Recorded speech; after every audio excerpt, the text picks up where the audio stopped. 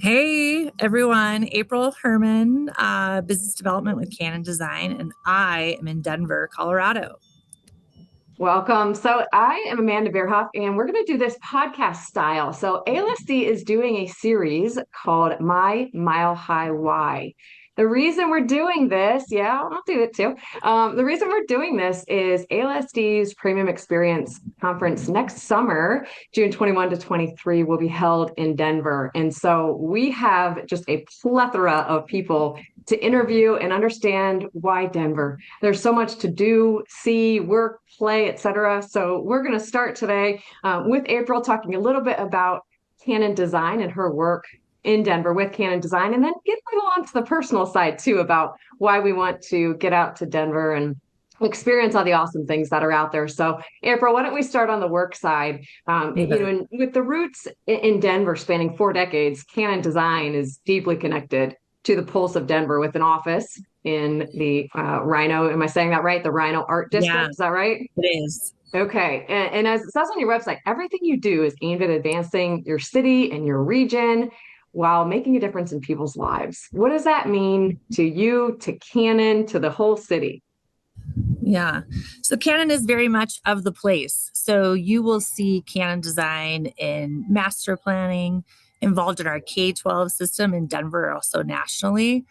Also, of course, with sports and how we, live and play. And then also you'll see us in the wellness side of how are we really treating the healthcare and the wellness of the community. So for RiNo, amazing part of the community. So murals, art, poetry, that is everything about RiNo. So you all definitely need to come down and maybe even stop by the office. Lots of great food eateries as well as breweries.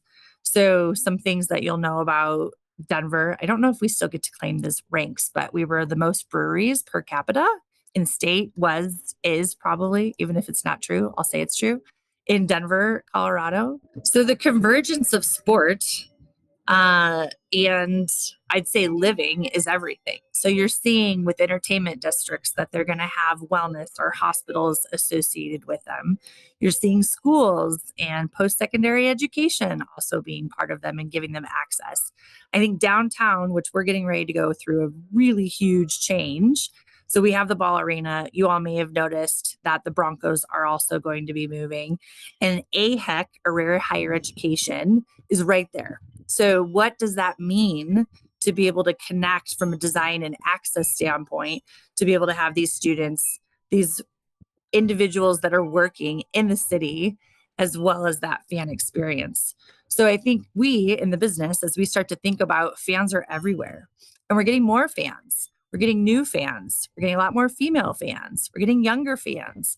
And we need to be able to meet that demographic. So from the design standpoint, I love that Denver's really creating that nucleus that we already have a lot of really great things going for us, but there's a lot more to come for sure. Love it. Thank you very much. No, you're a Denver lifer, right? Ish. I've lived in Okay. Denver longer than I've lived anywhere else. My dad was in the Navy, so I'm kind of one of those Navy kids, but I've been in Denver for over 20 years now. Both my Okay. children were born here, raised here, we recreate here. Well, perhaps we should get them on the next interview then, if they're over 18. I think that's safe, right? What is Totally. it about Denver that then made you stay and made you want to work, live, play there? Yeah. Well, it's probably no, I'm glad that you got me out of my office because this is part of it. So when you see the skies in Denver, it's like no other sky that you've ever seen. It's so dark blue and beautiful. So the weather here is pretty amazing. A lot of people love to recreate here, hiking, biking, skiing, you name it. A lot of live music. Red Rocks, if y'all are in town, even if there's not a show going on, get out to Red Rocks and see Red Rocks. If you think of it as a national park and really what it did to our state is pretty fantastic. We have a lot of access to live events here. Bike to live events, lots of movies and different things in the park because our weather is so awesome. I think that, and you guys will probably see Ajax, but definitely we're very dog friendly. So just about every bar, restaurant are animal friendly. So you'll see lots of dogs pretty much everywhere. Well, and I hope we get a chance to see your dog. You're like the quintessential like Denver outdoors person right now, sitting out on your porch doing this interview. Can it get any better? Well, show us your dog on the next one or the open Yeah, invite. It sounds like we're coming to Canon Design's office at some point while ALSD's out there. So we'll see it then. absolutely. You certainly know how to play also. You already mentioned some of the fun spots that ALSDers should be on the lookout for next summer. But anything else that you can think of that it's like, you guys can't miss this when you're in Denver? So I listen to a lot of live entertainment. So listen, watch a lot of live entertainment. And a secret spot that not a lot of people go to in Denver is the Botanic Gardens. So our Botanic Gardens is phenomenal. So the Denver Botanic Gardens to be specific. And so it has live events, live music. I've seen BB King there. I've seen Natalie Cole there. I've seen the Gypsy Kings there. I probably go at least 2 or 3 events a year. Incredible sunken bowl. Just a really great place to go to. If you head to RiNo, which everybody should, we have the Mission Ballroom. Definitely a place to go see some live music.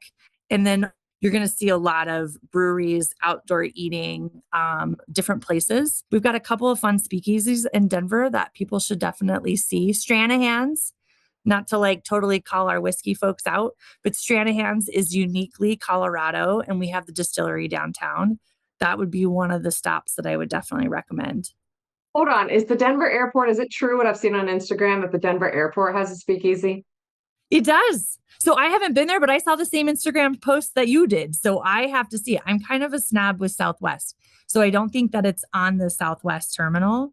But DIA is great. And so for all of you who are traveling into town, grab the light rail. There's no reason to grab a car. Grab the light rail, jump onto the light rail from the airport, head down to Union Station, also a place that you never want to miss. It's beautiful. And just the historic renovation that they've done with Dana Crawford and others, phenomenal. Really, really cool. Talk about live, work, play, all right there. So that would be definitely a spot that I'd recommend. Awesome. All right, you did it. You told us all about Denver. We've got like a dozen more of these, but I don't know if we even need them because I think you just signed, scaled, delivered everything we need to know. So, all right, let us have Denver some fun with people this. are great people. I think the industry is so welcoming. I think that just most people, it's pretty small community. Everybody pretty much knows everybody, and you will be welcomed, and you will probably have beer in hand as well.